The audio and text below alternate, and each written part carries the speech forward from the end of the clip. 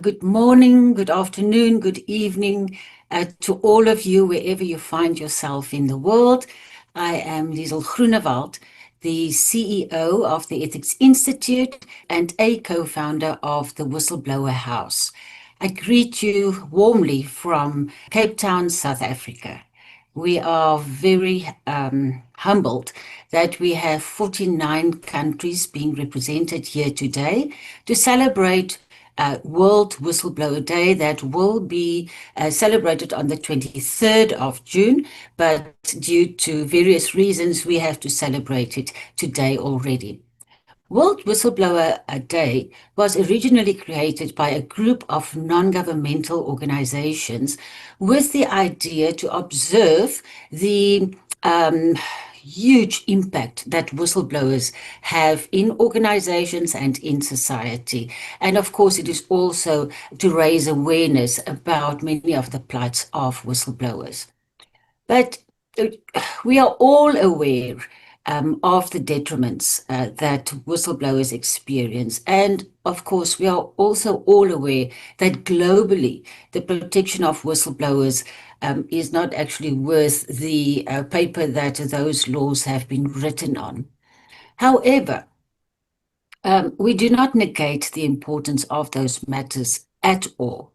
But today, we decided to focus more on the huge positive impact that whistleblowers have on society, and hence the theme of our seminar webinar today, namely the power of speaking up and how whistleblowing transforms not just organizations, but also individuals. Ultimately, we aim to answer the question of, in spite of all the detriments, in spite of the lack of proper protection of whistleblowers, why should I blow the whistle if I have observed misconduct? And joining me today for this session, we have three wonderful speakers. And firstly, we have Michael Kramer, who's a U.S. attorney, speaking to us all the way from a very early morning in America. And he will talk to us about the power and impact of whistleblowers in fighting corruption. Mike will be followed by Doreen Davidson, who is a senior manager at the Special Investigation Unit of South Africa. And she will inform us about this, or from a strategic perspective in terms of the importance of whistleblowers. And then our last but not least speaker is Groenewald van Wyk. And Groenewald is a SARS whistleblower, if one wants to give that tag. But I think in this forum, it is appropriate. But she's also the Compliance and Ethics Officer at SNG Grant Thornton. With that, I want to start with our panel. Mike, if you can perhaps start sharing your presentation, and then I will just give a bit of background on you. So I'll be speaking without PowerPoint notes today. That is correct. My apologies. I have forgotten. That's fine. I will introduce Mike in a sec. Here we go. So we are really honored to have Mike here. He's a US-based attorney and consultant who specializes in providing investigative training and consulting services to international clients in the area of fraud and corruption. Mike's clients have included the World Bank, numerous US government and United Nations agencies, USAID, the Millennium Challenge Corporation, and the European Investment Bank, just to name a few. The list is quite long.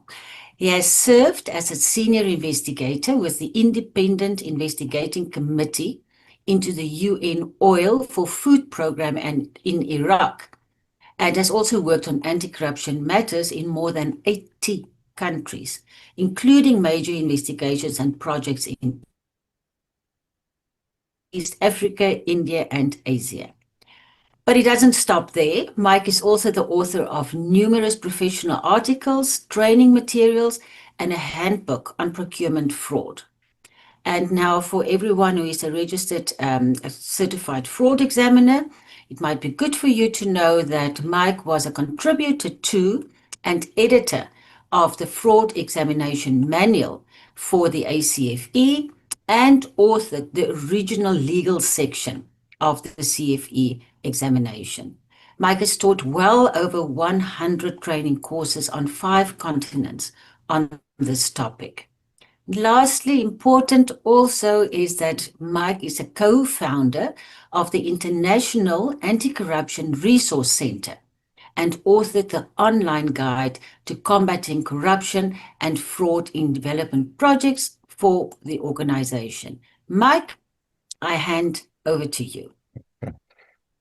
Well, thank you very much, Liezl. It is a pleasure to be here to discuss this important topic.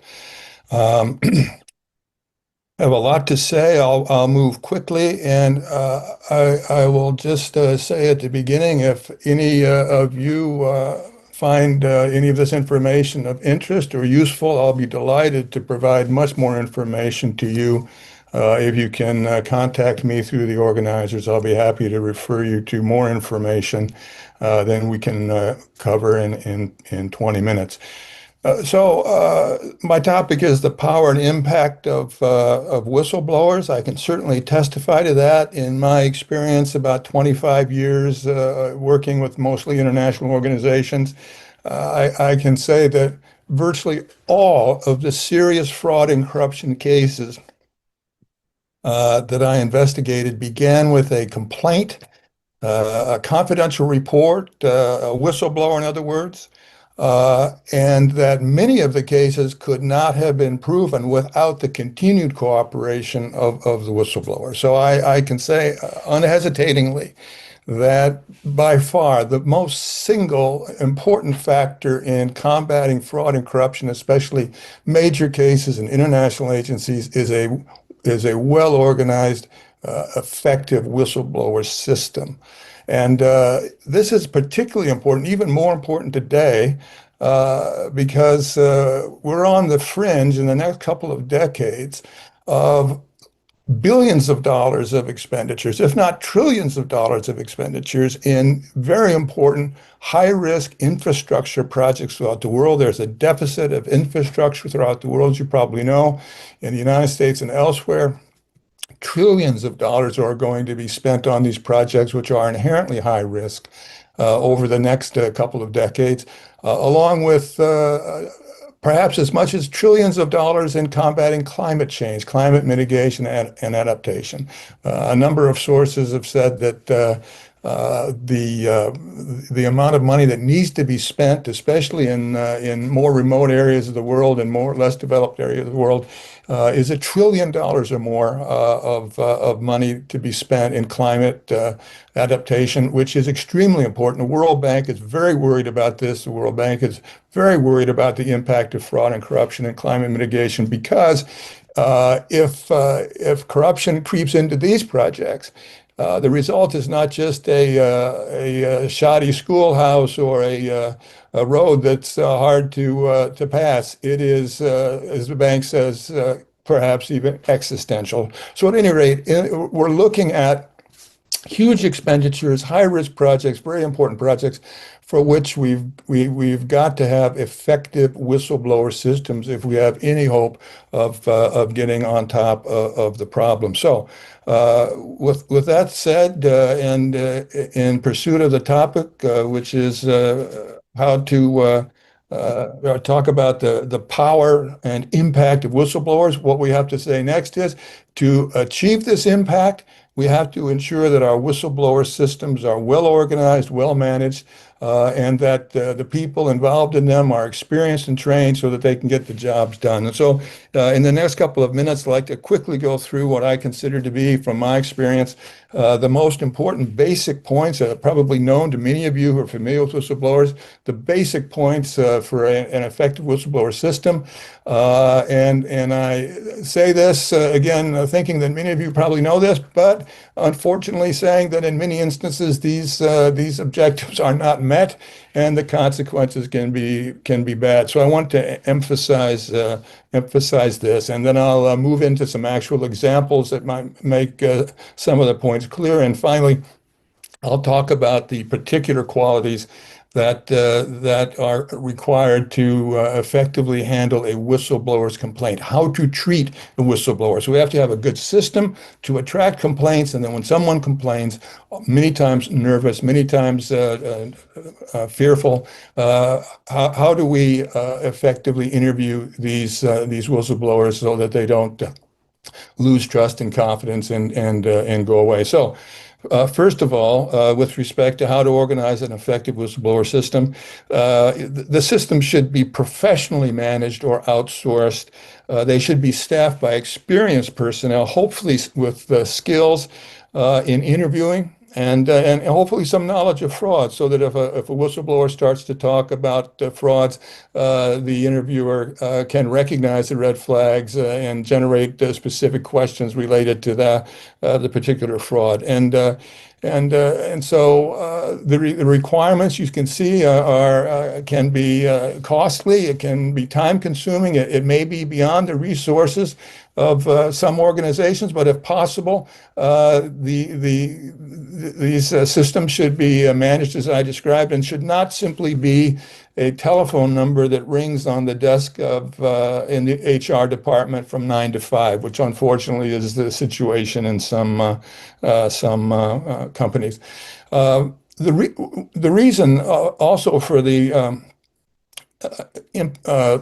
emphasis on having a well-managed, professionally managed system is it's not only helps to manage the complaints, it helps to encourage them, because whistleblowers, especially in major organizations, are usually fairly high-ranking people. They're sophisticated, they're concerned about their own well-being, and they take note of what the whistleblower system looks like. And if it doesn't look professional, if it looks shoddy, if it looks amateurish, they're certainly not going to take a risk and report matters which could cost them their careers or even their livelihood. So it's a very, very important investment in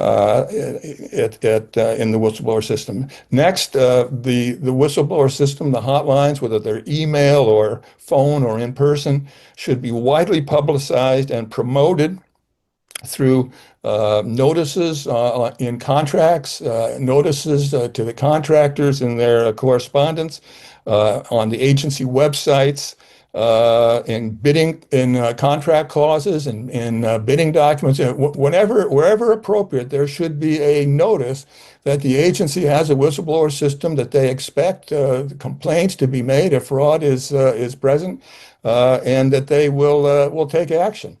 And another way that I found that is really quite effective in promoting whistleblower systems is the development of or the presentation of fraud awareness programs. In the United States, it's a topic that means a 2-hour presentation to usually agency staff, where the senior ethics people or legal people talk about the risk of fraud, talk about the fraud prevention measures that the agency has in place, talks about how to report fraud, and basically gives the information to the agency people of the fraud risk and how to report it and the expectation to do so.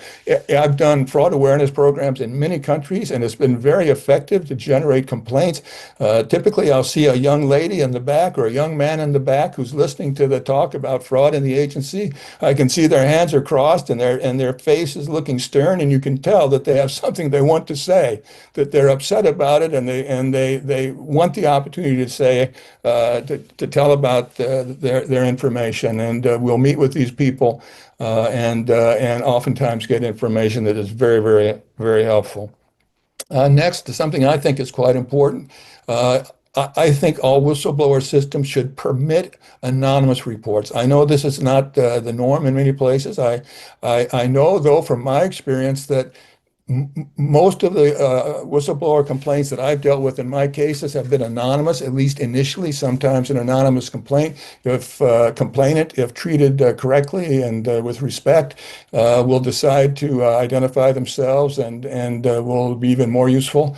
But even if that doesn't happen, many valid complaints, much useful information will be lost if anonymous complaints are not allowed. Now, some people think, well, if it's anonymous, the person can just make things up.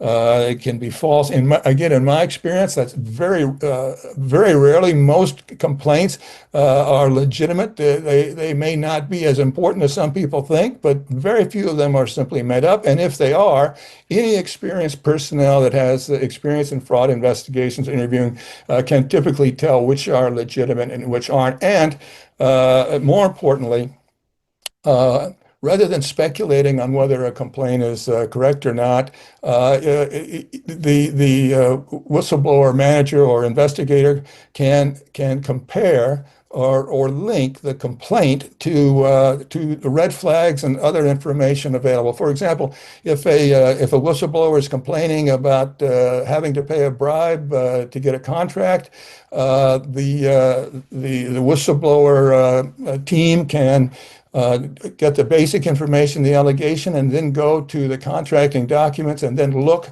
to see if, separate from the whistleblower complaint, if there are indications, red flags of bribery or corruption in the procurement process, and use that to validate or rebut the complaint. Now, these days, a lot of investigative steps are being digitized. AI is being applied, and I myself am involved in some of these projects. And one of the applications of AI and digital systems is exactly that, to match automatically whistleblower complaints, the information in whistleblower complaints, to information in contracting files and in other complaints, and in the red flags of the respective frauds, to automatically attempt to validate and confirm whistleblower complaints, rather than simply rejecting them or speculating as to whether or not they are serious or not. All right. Again, let me move here very quickly. So those are some of the very basic points. Let's look at some of the common challenges. Let's look at some of the difficulties that pop up even in well-intentioned whistleblower systems. And these are the problems we face. We have to acknowledge it if we're going to get the power and the impact of whistleblowing fully realized. We're going to have to address these issues. The first major issue that I've encountered, and is very common, is that many organizations, large and small, international agencies and corporations and large and small NGOs, many of them are reluctant to solicit information about fraud in their operations through whistleblowers or other means because they're embarrassed. There's the sense that admitting or acknowledging that there's fraud in an organization embarrasses the organization, could negatively impact their funding and their reputation. And so many organizations don't like fraud. They'd like to be rid of it, but they'd like to take more discreet measures to address it rather than having a effective hotline and so on. So one example of this, a few years ago, there was a case in Europe. A major European agency was mandated by the government to have their auditors develop an anti-fraud policy. That agency hired an outside consultant. The outside consultant came in, took a look at the original draft, the first draft of the auditor's anti-fraud policy, and the consultant noted that the policy did not include whistleblowing. which of course was a major problem. And so the consultant asked the auditors, if this is a fraud prevention policy, you have to have whistleblowing, and if you don't have whistleblowing, you're going to miss a lot of fraud. To which the Auditor General said, actually, he said, exactly, exactly. In other words, he did not want to have a policy that would encourage fraud complaints for the reasons that I mentioned earlier. And that actually happened. That's exactly what he said.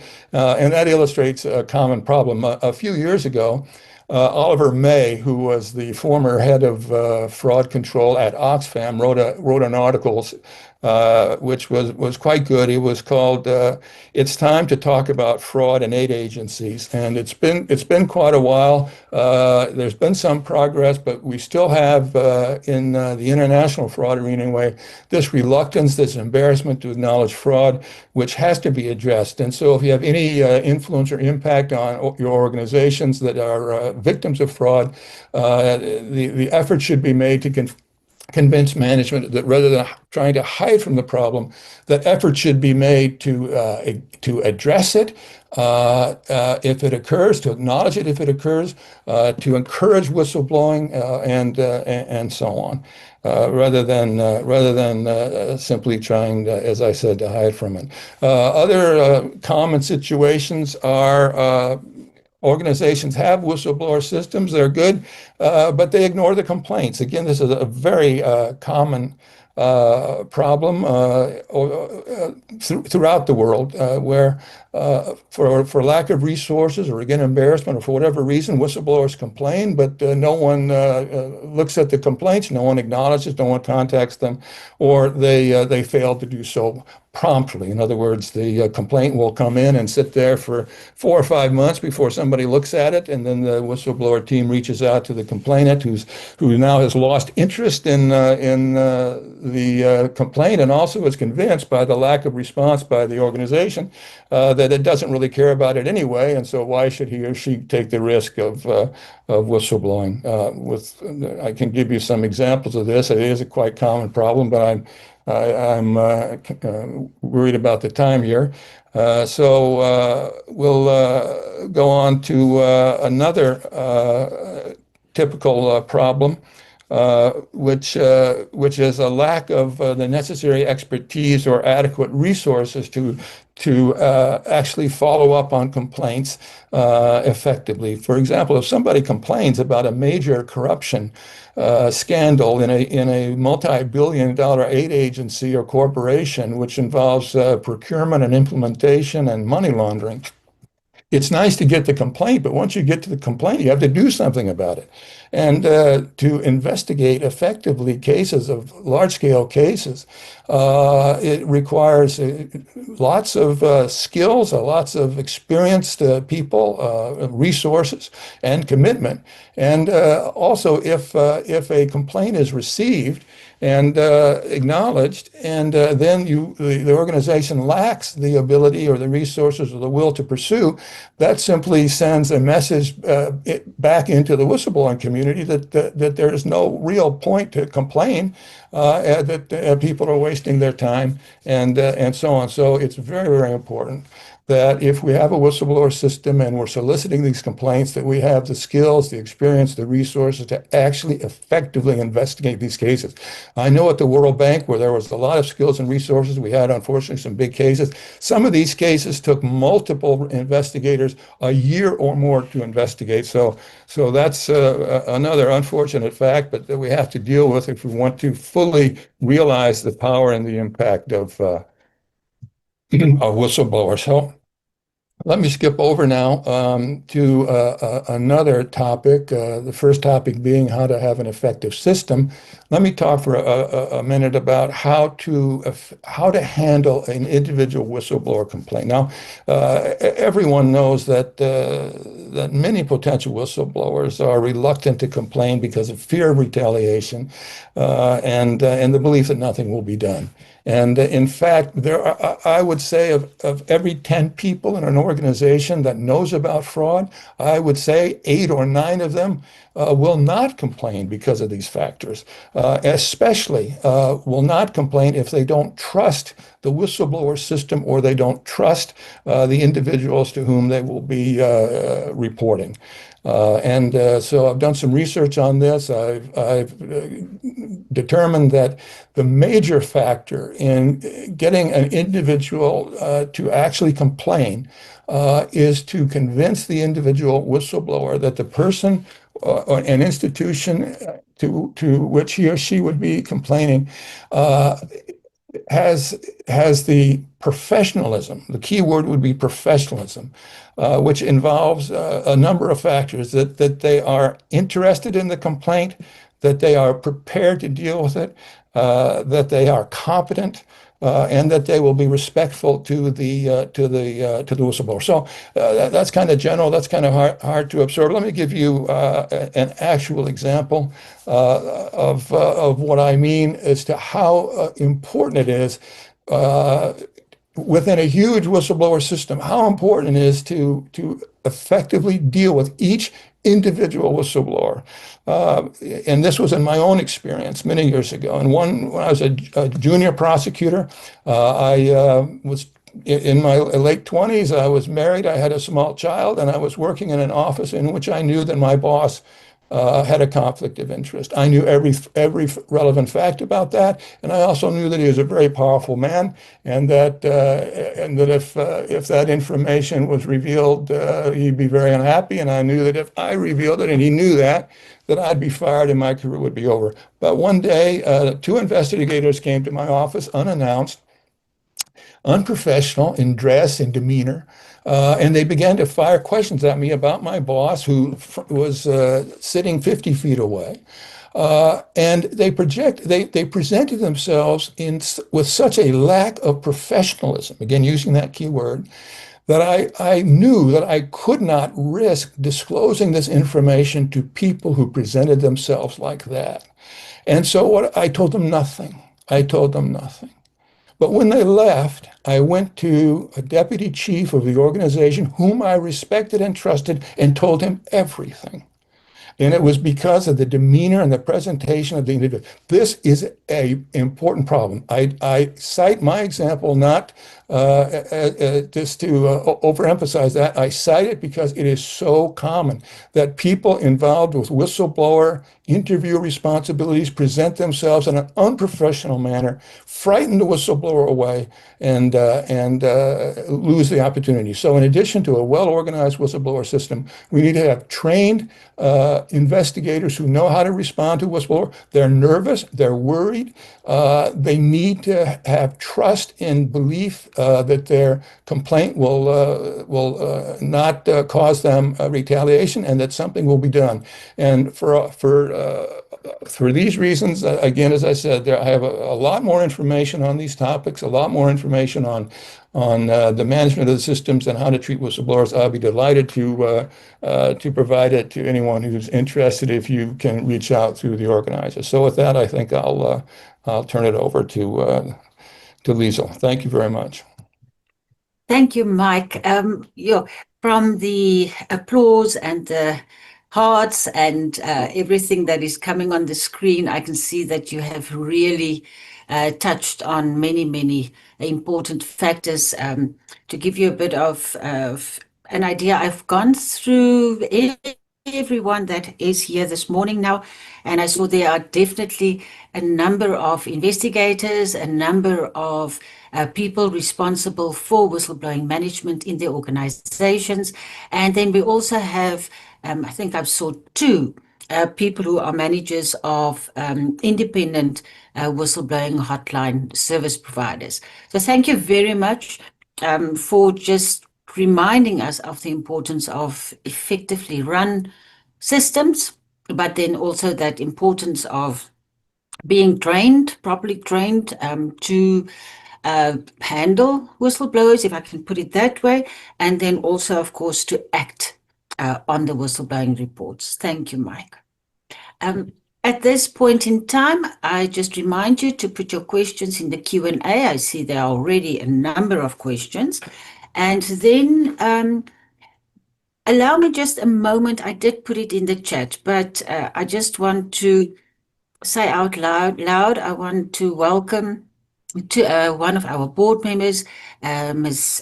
Imogen Kize, and then also a former board member, Berenice Lumere, and then also a special welcome to Ms. Ella Gandhi. I'm so glad that you can attend. Doreen, I am moving over to you. Doreen is our next speaker. And as I've mentioned, she's from the Special Investigation Unit in South Africa, and she's the Senior Manager, Case Management at the SIU. She holds an LLB degree and additional qualifications in anti-corruption and commercial crime investigation, public procurement, and supply chain management, as well as strategic management. She is also an admitted attorney. With nearly 19 years of experience at the SIU, Doreen has worked in both forensic investigation and legal roles. She currently leads the assessment of new allegations reported to the SIU by whistleblowers and manages the process of motivating for proclamations to be approved and issued by the president. So for those not from South Africa, the SIU can only investigate a matter once it has been approved by the President of South Africa. Doreen, you are welcome to start sharing. And then just lastly, in terms of Doreen, she values integrity, accountability, and fairness, and is deeply committed to fighting corruption in support of meaningful change in South Africa. Doreen, the floor is yours. Thank you so much for the kind introduction. I'm so excited to be part of this important conversation. I'm excited to share some information with the audience about the SIU and its engagements with whistleblowers, the manner in which we process whistleblower reports, and I hope that the audience will find the insights that I share valuable. All right, so the presentation will cover a number of aspects. Firstly, I will provide an introduction to the Special Investigating Unit, including our mandate, powers, functions, outcomes, and then I will share some performance highlights over the past few years. Then engagements with whistleblowers and our motivation and proclamation process, some observations from our engagements with whistleblowers, strategic interventions to enhance whistleblower protection, and then lastly, conclusion, including where to report and what whistleblowers should consider before reporting. Moving over to the mandate, powers, functions, and outcomes. So the SIU is established in terms of an Act of Parliament. This is the Special Investigating Units and Special Tribunals Act, number 74 of 1996. The SIU investigates matters of serious maladministration, malpractices, and corruption involving state institutions, public money, and any conduct detrimental to the public interest. The SIU investigations are triggered by a presidential proclamation. The role of whistleblowers to expose impropriety is crucial, as this informs the proclamation process. I just want to add here that the SIU relies significantly on the information that is provided by whistleblowers in the motivation process, where we motivate to request the president to issue a proclamation. And then lastly, the SIU institutes civil proceedings for the recovery of losses and to prevent further losses going forward. The functions of the SIU are set out in Section 4 of the SIU Act, and those are to investigate, to refer evidence of misconduct to employers. This is where we identify instances of negligence or dereliction of duty, for instance. We also refer evidence of criminality to the National Prosecuting Authority. The SIU institutes civil litigation proceedings, and the SIU submits a final report to the President upon finalization of each of its investigations. The powers of the SIU are contained in Section 5 of the SIU Act, and these are that we can order a person to produce records. This is similar to the issuing of a subpoena. We can also order a person to appear before the unit to be questioned under oath. Such a person can be compelled to answer self-incriminating questions subject to certain provisos. The SIU is able to conduct search and seizures and institute civil litigation proceedings for the recovery of losses. This we do through our special tribunal. The outcomes that the SIU aims to achieve with each of its investigations are civil litigation to recover losses and to prevent further losses, the referral of evidence of criminality to the National Prosecuting Authority, asset preservation and forfeiture orders, as well as anti-dissipation interdicts. Then the referral of evidence of misconduct to employers, the referral of evidence for administrative or regulatory action. This will include things like the blacklisting of service providers, where misconduct is identified by legal practitioners. We will refer such action to the Legal Practice Council. And there are many other agencies, regulatory agencies, such as the Engineering Council of South Africa, the Construction Industry Development Board, Private Security Industry Regulatory Authority, and so forth. And then lastly, systemic recommendations. And these are to assist state entities to close those gaps that are abused so that these instances of corruption do not happen going forward. And then I'd like to share some performance highlights of the SIU over the last 5 years. Our annual report for the 2024-25 is not yet issued, so these include statistics including up to 2023-24 financial year. So here's just a graphic of the number of allegations that have been referred to the SIU, and this includes a large portion of whistleblower reports. You can see that we receive over 1,000 each year, pretty much. Then investigations concluded. This just displays how many investigations we have been able to conclude over the past 5 years. Some of the numbers are very high due to some investigations consisting of a number of focus areas. Then the referrals made by the SIU, I mentioned earlier that we refer criminal evidence that point to criminality, we refer to the National Prosecuting Authority, and then the misconduct by officials, we refer to the relevant state institutions, which are the subject of our investigations, and then the administrative referrals, such as making referrals to the Legal Practice Council.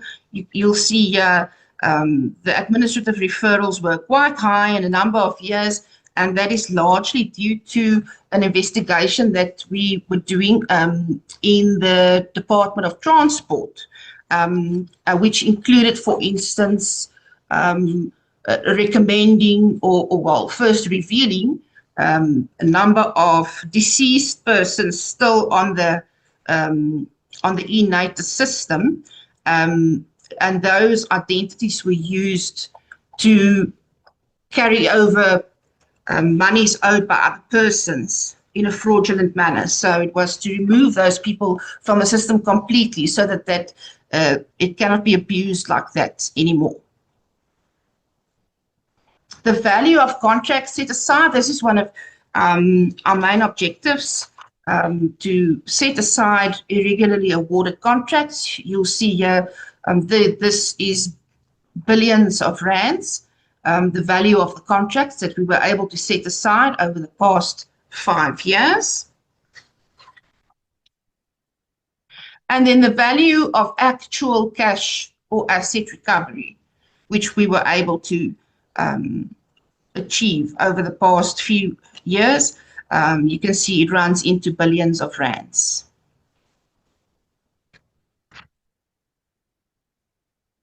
Then I'm going to move on to the engagements, the SIU's engagements with whistleblowers and our motivation and proclamation process. So the first step is, of course, to receive an allegation, either from our whistleblower hotline or direct approaches. The SIU has a whistleblower hotline, which is run by an independent external service provider. And whistleblowers can report anonymously, or they can leave contact details for us to be able to get into contact with them. Next, each matter that is reported is registered on our case registration and monitoring system. And then it moves on to a team who prepares the matter for assessment, where the whistleblower identity is known. We reach out to the whistleblower to obtain further information and supporting documents. And we have employees in each of our offices who assist to prepare these matters for assessment. We also issue requests for information to state institutions where needed, but we are unable at this point to use any of our powers, since a proclamation is first needed for us to do so. So these requests are on a purely voluntary basis. We are also not able to approach other persons for information, but we rely on the whistleblower to facilitate engagements with further potential witnesses at this point. The next step is to assess the allegations against the jurisdictional requirements of Section 2.2 of the SIU Act. This involves mainly two aspects. The first is that there has to be a state entity, public funds, or a matter of serious public interest involved. And then secondly, for a matter to be able to move forward, there has to be sufficient supporting information and records. We do not need to prove the allegations at this point, but we must be able to at least verify the credibility and the veracity of the allegations. Then the outcome of this assessment process, there are three possible outcomes. The first is where we are able to proceed to a motivation for proclamation. Secondly, where we refer the matter to another agency. Examples here could be, we could do a referral to an existing project team where the allegations that are reported actually fall within the scope of an existing proclamation. Then we just refer it to our investigation team and they will investigate the matter from there. But then there are other matters which, for which it would be better to refer it, there's a different agency which is best placed to deal with it. Examples there could be the South African Revenue Service. They have their own processes and resources who deal with tax implementation matters. Also, another example could be the SASSA, which is responsible for the payment of government grants, where we find reports of, for instance, fraudulent grant applications. We make a direct referral to SASSA, providing them with the information that was reported to us to enable them to investigate the matter further. And then thirdly is where we are unable to take the matter further in any way, and the matter has to be closed. We will then provide feedback to the whistleblower, and we will still do our best to recommend or advise the whistleblower of the appropriate agency who may be able to assist with the allegations. But some examples, perhaps, the CCMA might be best placed if the allegations really emanate from a labour-related dispute. And we also sometimes refer or receive allegations relating to pension fund payouts. And there, while we are unable to assist, we would recommend the whistleblower to approach the pension fund adjudicator. So the SIU's engagement with whistleblowers, very importantly, we do not contact a whistleblower unless the whistleblower has indicated that they are willing to be contacted by the SIU. If there are threats to the whistleblower's safety involved, the SIU facilitates the process of involving the Office for Witness Protection as well as the South African Police Service. We communicate the outcomes of the assessment to the whistleblower, either directly or through the whistleblower hotline. And then we also conduct education and awareness webinars, specifically revolving around whistleblowing reporting and protection. And then just as a matter of interest, as you can see in the red block in the middle, for this last financial year, we received a total of 1,564 whistleblower reports. So, observations based on experiences with whistleblowers. The main observation is that the regulatory framework applicable to whistleblowers is quite fragmented.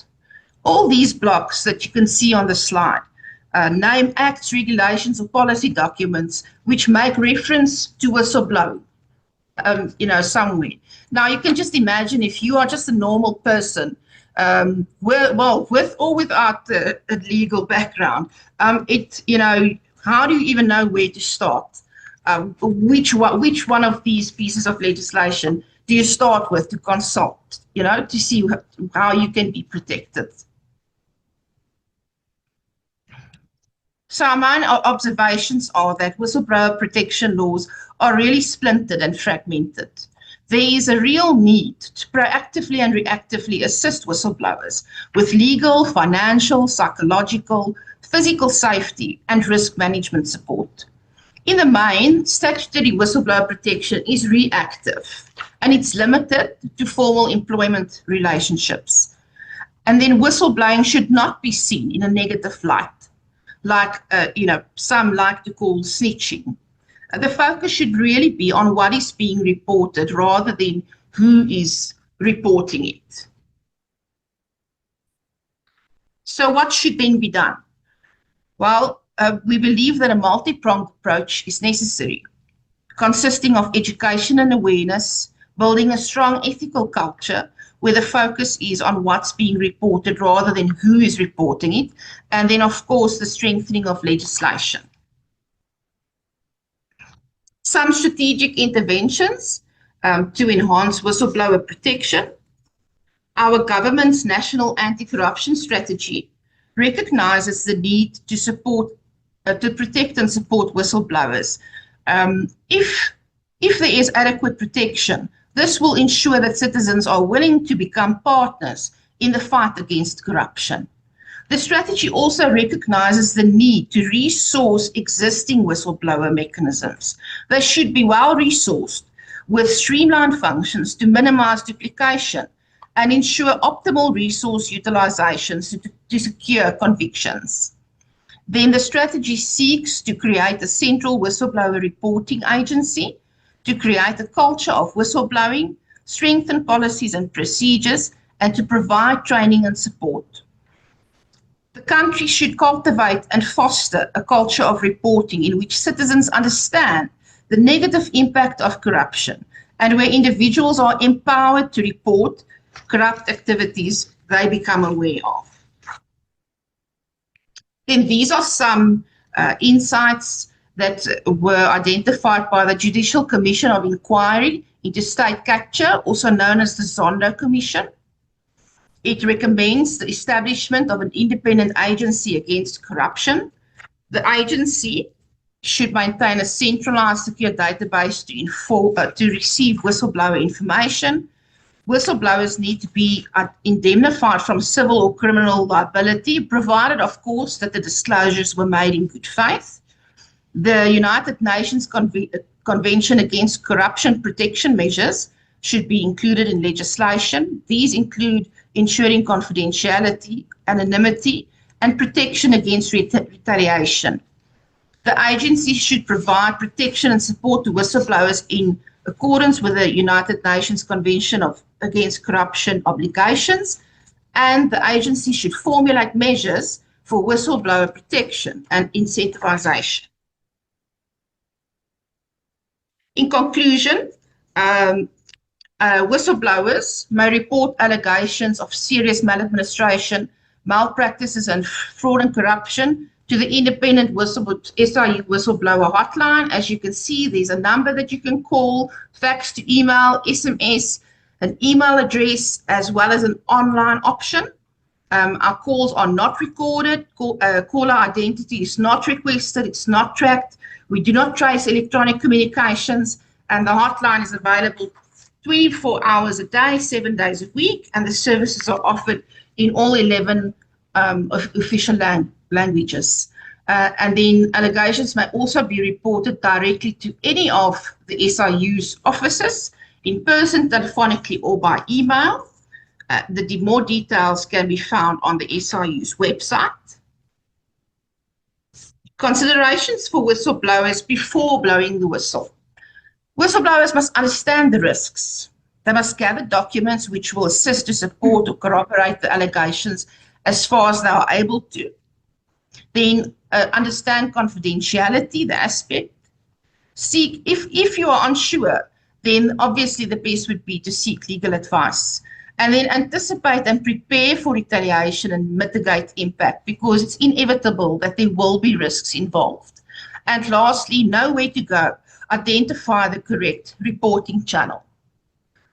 And then lastly, whilst leaving you with these quotes, I just want to share two examples of matters where it has been shown that, the whistleblower process can work. There's one matter where we received an anonymous complaint by a whistleblower from a small town relating to the Department of Water and Sanitation. But the whistleblower did request that they could be contacted.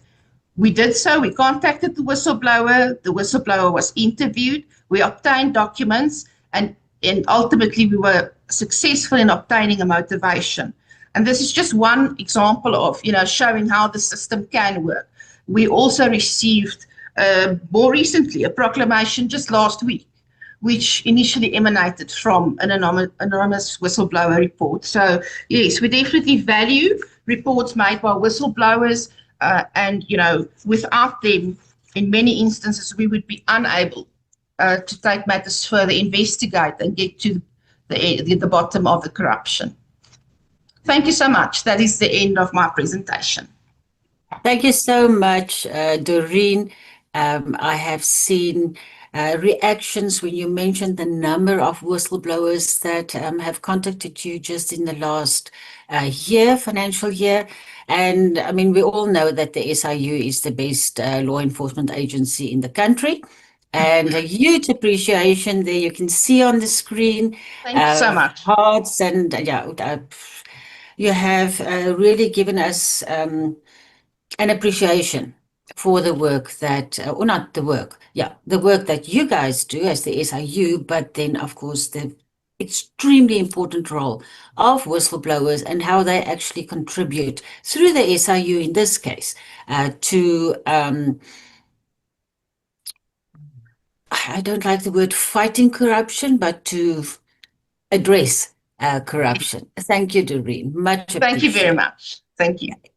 I see there's much appreciation from an old friend, the SIU, Doreen. Maybe you can look in the chat. Right now, our last speaker, Groenewald, and you can start sharing. Our last speaker is Groenewald van Wyk. Now, Groenewald is a former colleague of mine, actually, at SARS, and she is the proud mother of 2 daughters. She's been married for a very long time. She's a certified ethics officer and an associate member of the Association of Certified Fraud Examiners. And she currently works at SNG Grant Thornton as a compliance and ethics officer. She previously served as a lieutenant colonel in the South African Police Service, and I have to add that she was the youngest at that time, the youngest person to get that rank. And she was head of criminal investigations and prosecutions department at the South African Revenue Service, where she managed approximately 370 investigators. Groenewald holds an MBA degree from Gordon Business Institute at the University in Pretoria and has also attended classes at Harvard and Columbia University, as well as the West Point Military Academy. She also holds a BA in Police Science from UNISA, University of South Africa. As a whistleblower, Groenewald submitted reports to the Nugent Inquiry, and you can Google the Nugent Inquiry, but they investigated state capture at the South African Revenue Service, and also submitted reports to the Zondo Inquiry that Doreen just referred to. Groenewald will tell you about the detriments that she experienced and the persecution of her role as a whistleblower. Groenewald has been featured as a whistleblower in the New York Times article about Bain Consulting's involvement in the South African companies during state capture. And she was also highlighted in Jacques Pauw's latest book, Our Poisoned Land, where Pauw described her as one of the most discerning officers of the South African Revenue Service. Groenewald believes in a higher purpose, considers herself a servant of the country, and strives to make a positive impact and difference in the lives of others. Groenewald, you are welcome. Please continue. Thank you, Liezl. Liezl, I am privileged and absolutely honored and humbled, first of all, with the introduction and the opportunity that you've given me many, many times to make this presentation. And I did not set out to become a whistleblower. I never thought that I would have the courage or the bravery. It never came to mind because maybe I was a little bit naive, but I thought that because I do good and those around me do good, everybody operates in that way. But I then started seeing wrongdoings that happened, especially at the South African Revenue Service where I worked. And I innocently started to voice my concern, and I will go through what I blew the whistle on. But in the end, it took immense courage and bravery to raise my voice, to continue raising my voice, especially after I started feeling very isolated, very intimidated, and I'm going to speak to that as well. But I could never imagine the power and the influence of the people, the firms against which I had to stand up to, and how this would change my life and that of my family. So yes, I do have a few tattoos, of which one of my proudest ones is the one that's on my arm, and which talks about courage. I did that because I have to continue to tell myself that I had courage, but that I still need to continue with that. So today I'm not talking to you as a victim. I am talking to you as not a survivor. I'm talking to you as a person that is thriving, that has got a new lease on life, that went through a very, very hard time. But when I end my presentation, you will see how beautifully it actually turned out. Now, Liezl talked about the higher purpose, and that's something that I learned from Minister Pravin Gordhan and some of the other people that I was privileged to work with at SARS. And this relates to a greater understanding of your corporate citizen as a citizen of South Africa. And you need to recognize that it forms an integral part of your broader society. So whatever I do can make an impact on the society around me. Yes, we've got rights and responsibilities, but we also have certain obligations that we have to adhere to. And this principal way of thinking is what I learned from Minister Pravin Gordhan or Commissioner Gordhan at that stage, and it still drives me today. And I believe that I can make a difference every day in what I do and how I treat people. So I am a servant of this country. Even though I'm not in government anymore, I still believe that I can make a difference, and it can lead to a holistic improvement of other people's lives, no matter the position that I hold. I'm ethical, doesn't mean I don't make mistakes. I'm authentic, what you see is what you get. And this is a lot of makeup. I have a glam squad, which I'll introduce to you a little bit later, that caused me to look this way this morning, and I appreciate my glam squad. I'm a transformational leader, and I really enjoy this time in my life where I'm 54, and I can coach and mentor the youngsters, because I do believe that we sit with an enormous amount of opportunity that we can engage the younger crowd and to give back to them. And I care very deeply, and I'm an honest, hard-working citizen. Now, how I blew the whistle at SARS happened on two different incidents. The first one related to a physical investigation that I conducted after being requested to do so by the Chief Officer of Enforcement. And it related to bribery of 9 million rand and fraudulent VAT refunds to the amount of about 43 million rand. And I just did a preliminary investigation, and I found that indeed there was prima facie evidence that there were irregularities. Actually, I found evidence of it, but in that I said that we should continue and do a proper investigation. I then subsequently sent that memorandum that I did, all my investigation findings, to the Group Executive of Criminal Investigations, and he didn't change anything in that document apart from the recommendation to say that there would be no further investigation required. That baffled me slightly, because I reread that memorandum of mine a few times. I'm a very analytical person, to make sure that I understood the evidence that I had, that I didn't make a mistake. And nowhere in that body of the document did he make any changes. So being baffled, I then followed the normal process, and I escalated to the anti-corruption, the head of anti-corruption.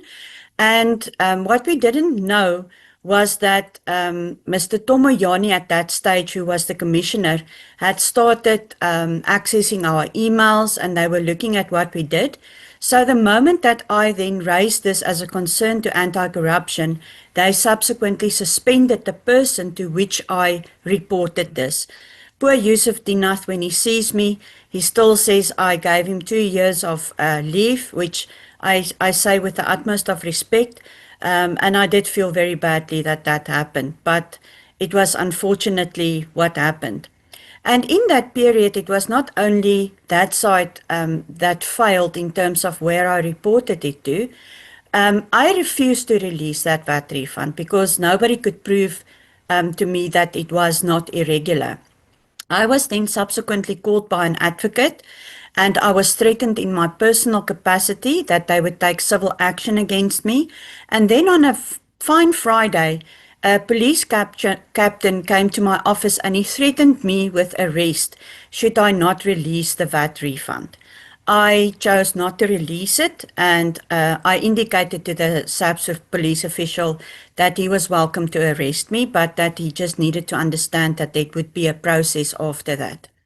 I subsequently also received telephone calls from gangs in the Cape, which told me I needed to choose where on the list I wanted to be, and I will show you later some of the real threats that me and my family had to face. Now that's the first part. It was an official investigation. The second part relates to the Bain Consulting. And here I want to just spend a little bit of time. I have my MBA, And you know that a person has an MBA because they will find a way to tell you that they have an MBA. And so Bain comes into SARS. I was used to SARS being restructured. We did that from 1994. And that was SARS. They looked at what was happening. They benchmarked against the best in the world, and then we became the best in the world. But these Bain consultants came into SARS, and my unit ran at a 99% conviction rate at that stage. I had a 0.0024% deviation on my budget a year, which was over 140 million rand. And we got convictions, direct convictions in I cannot remember the figures. I actually must go research it.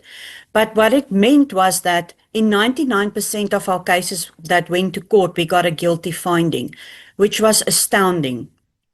So they arrived at SARS, and then I looked at what they presented to us, and what they presented to us was a structure.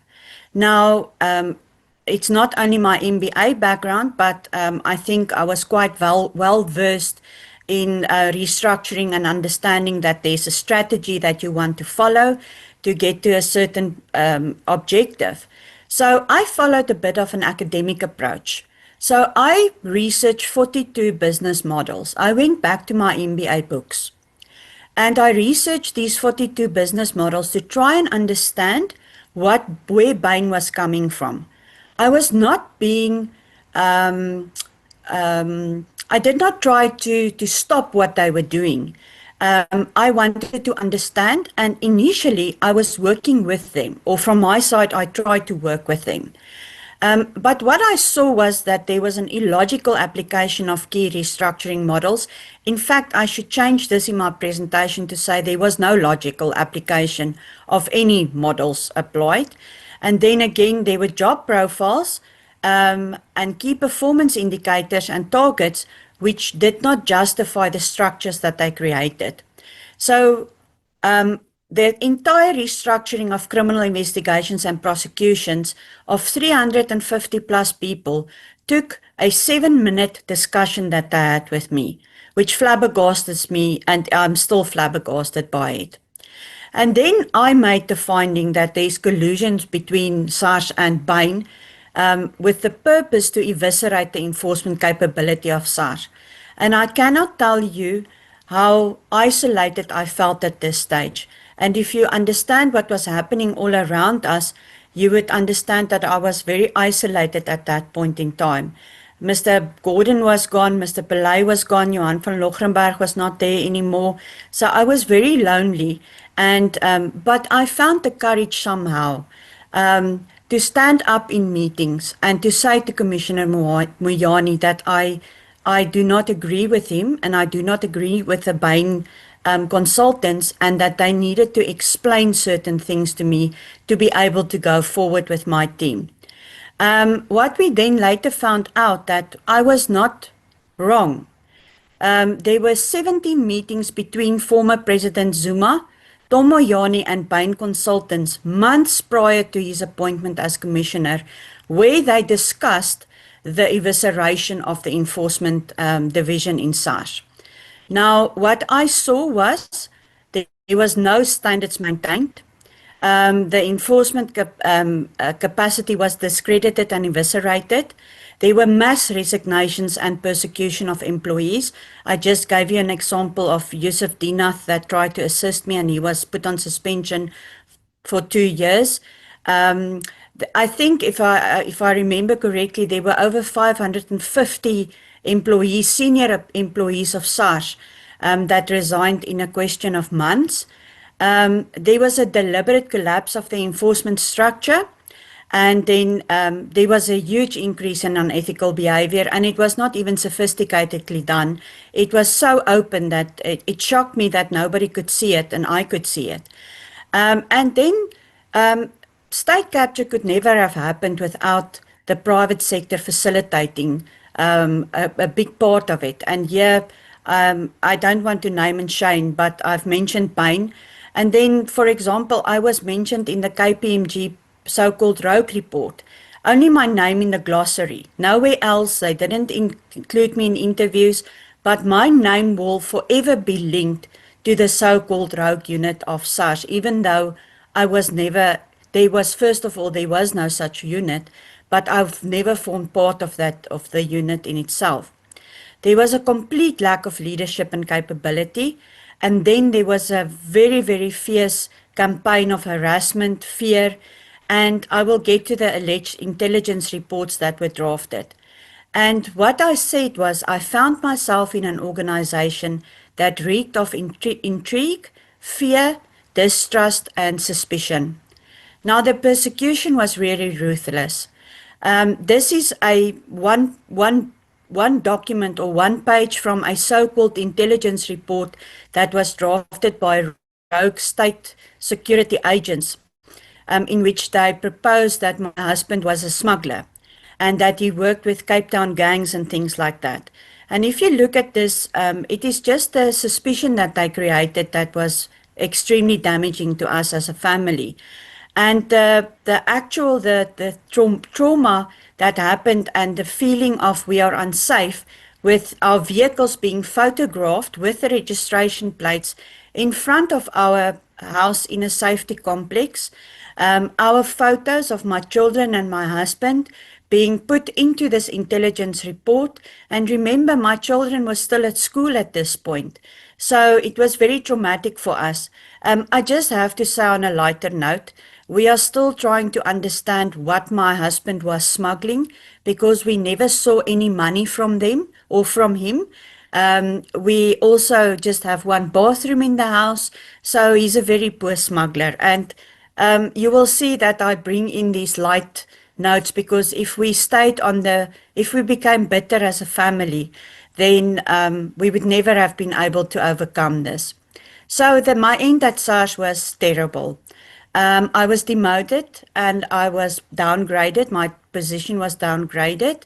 There was a continued, state capture continued unabatedly at SARS. I resigned on the 27th of October 2017. I was escorted off the premises like a criminal. And then the media houses picked up on the story within an hour. And for me as a former intelligence operative, it was very hard to see my name in the media. And the first time that I opened up an article, I was so scared that I would be called a rogue or that my name would be jeopardized, because at this point all I had was my reputation. I did not have a new job. I did not have a future. I was scared and I was isolated. I subsequently suffered 2 mild strokes. I had depression and I also suffer from epilepsy as a result of the strokes. I had 2 job offers just after I resigned, but the office of the commissioner at that stage, Mr. Moyani, threatened those companies to not employ me. I had to work my notice period from home. I couldn't contact any of my people that worked with me, and I want to dedicate today to a few people. The first is the people that I worked with at SARS and how they carried me. It was not Groenewald van Wyk that made the success happen. It was people like Nico van der Westhuizen, Motsoleng Setswani, Eben Skuman, just to name a few, that helped me to carry criminal investigations. And then I was persecuted in my own capacity, and my family were persecuted.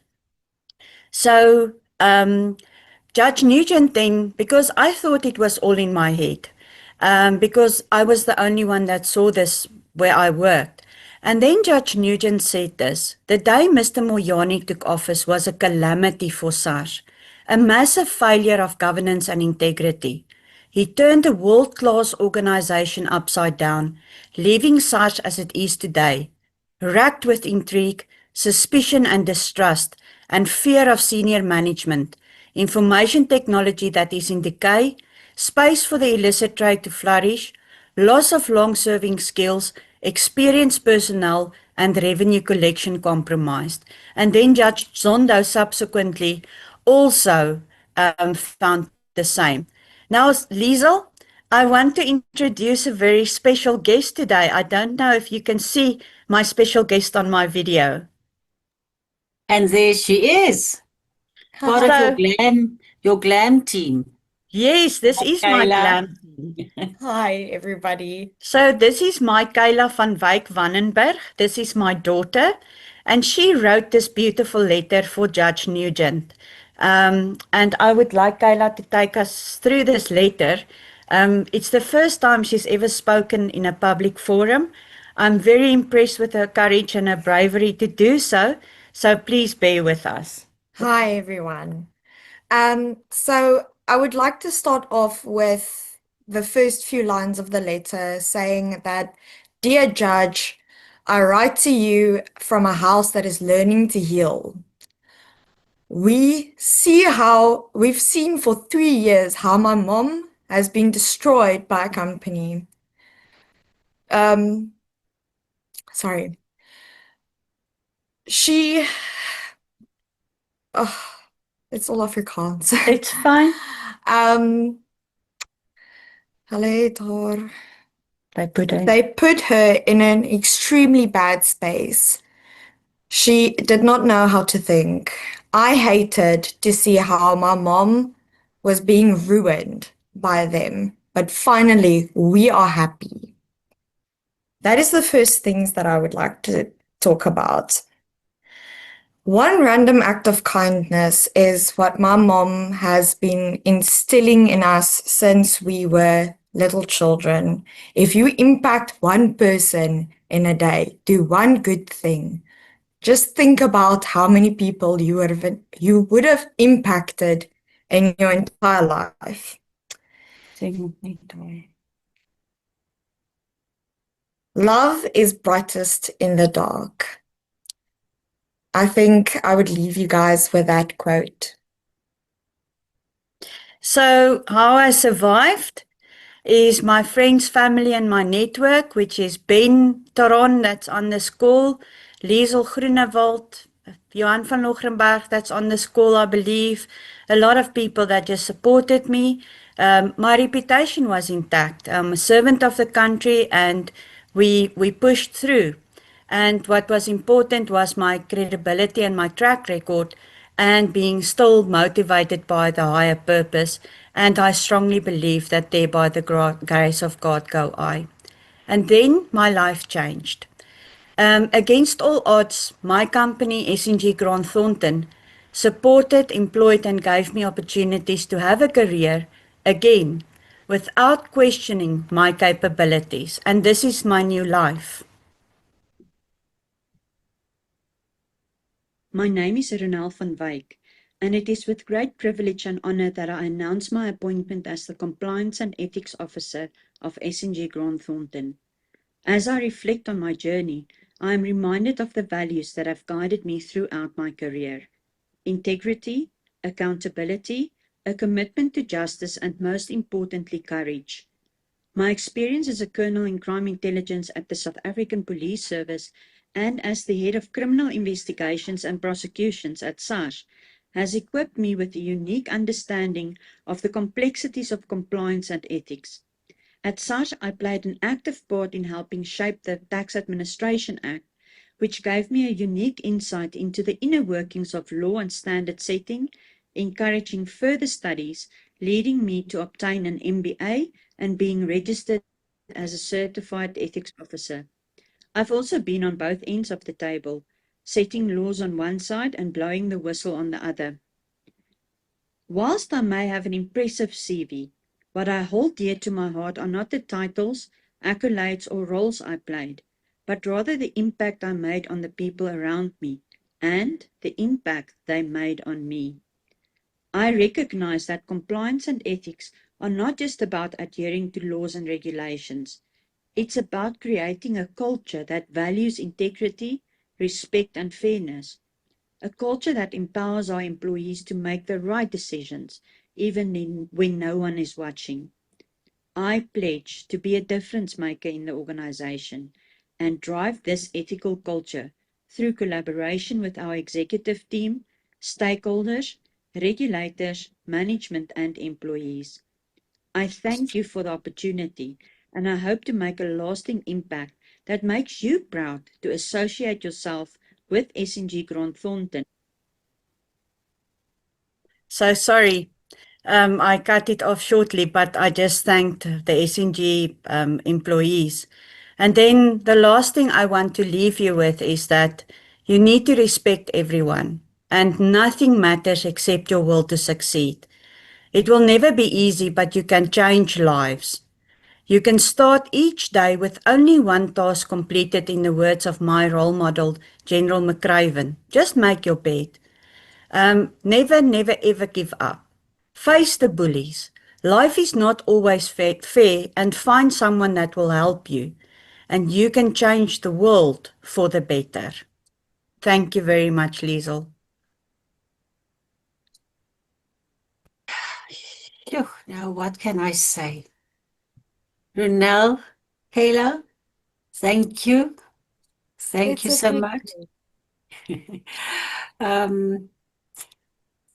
Yes, Groenewald, thank you. I think it is just for us, just amazing to hear how you stood up. I mean, I remember those times when things were really not going well. And there were so many bad things happening to you and to your lovely daughters. But you don't grab the bull by the horns and decided I'm not going to let this define the rest of my life. And you moved from criminal investigator straight into ethics officer and compliance officer. In between, there were some other areas, and I think what needs to be mentioned is that SNG Grant Thornton actually approached you to come and work for them after you blew the whistle and you were sort of down and out, and not Yes. actually having a job for you. Yes, they just said, Yes. come and we will create something for you. Yes. And that must have been just so fantastic for you and your family. So Yes. I saw so many hearts going up. I could barely see you behind all the hearts to the two of you. And yes, I think there's a huge appreciation for you, your daughters, your husband, and then also I see in the chat for SNG Grant Thornton, who Yes. did the right thing. Okay. Thank you. Thank you, Liezl. Thank you so Thank you so much. much. Then everyone, we were supposed to have a question session, and there are a lot of questions in the Q&A. And we undertake to take those questions, give them and the comments, give them to Mike, Doreen, and Renelle, and they will respond personally to you. I do trust that that is in order. It's like always when we do webinars on whistleblowing, time just, run away with us, and we can talk about better time management, but the stories and the information that we receive during these sessions from Mike's indication or Mike's presentation about the importance of an effective whistleblowing management system, the importance of of investigators that are trained to interact with whistleblowers, to Doreen sharing with us the huge impact that over 1,000 employees in the last financial year has had on the work that the SIU does, and how those whistleblowers ultimately contribute to fighting corruption and fraud in our country, South Africa. And then, of course, Ronelle sharing her story, sharing her optimism, sharing her motivation for the higher purpose. That was, as you said, something that former minister or late minister Pravin Gordhan instilled in all of us at that time. It has been most valuable. I do hope that you have also experienced it as a motivational session or inspirational session, and that you take a lot of knowledge away from here. The questions will be answered, as I've said, and then I would just want to put Ben, the CEO of the Whistleblower House, on the floor. Ben, just a quick word from you. Well, what Ronel shared is what at least 90 to 99% of whistleblowers go through. It's not all of them. But that's a good indication of what they go through. And the Whistleblower House has been established for no other reason than to support whistleblowers. And we do that in 4 different categories. Legal, they need legal advice to make sure that their rights are protected. Psychological services, because they suffer. And Ronel has very eloquently put it out there exactly what she went through. And many whistleblowers go through that. Thirdly, we do security, because whistleblowers run under threat, and you could hear Ronel talking about the gangs, the letters, the threats that she got. And then lastly, financial. And we do nothing else but those 4 things. And our intention is to make sure that whistleblowers can feel safe, they can do the right thing and continue to do the right thing. And hopefully we can play a role as a Whistleblower House in ensuring that the legislation is passed so that people can get the right protection and we can move forward. We need you, everybody on this call who have heard the plea and the experiences that Ronel went through. We need funding to continue doing what we're doing. And I'm hoping that each one of you will become, if you are not that already, an ambassador for the Whistleblower House that can go out there and help us raise funds. In the organization that you have, we're working. The link is on the screen. We appreciate every little bit that we can get. We live for no other reason than to support whistleblowers. Thank you. I hope that this hour and a half has been helpful and learning for you. We hope to do this more often. We do it roughly every 3 months, and we appreciate you attending in your busy schedules. Thank you very much for attending. Have a good day. Have a good year. Thank you very much. Thank you, Ben, and thank you everyone who has been here. We will see you soon, hopefully again. Bye-bye.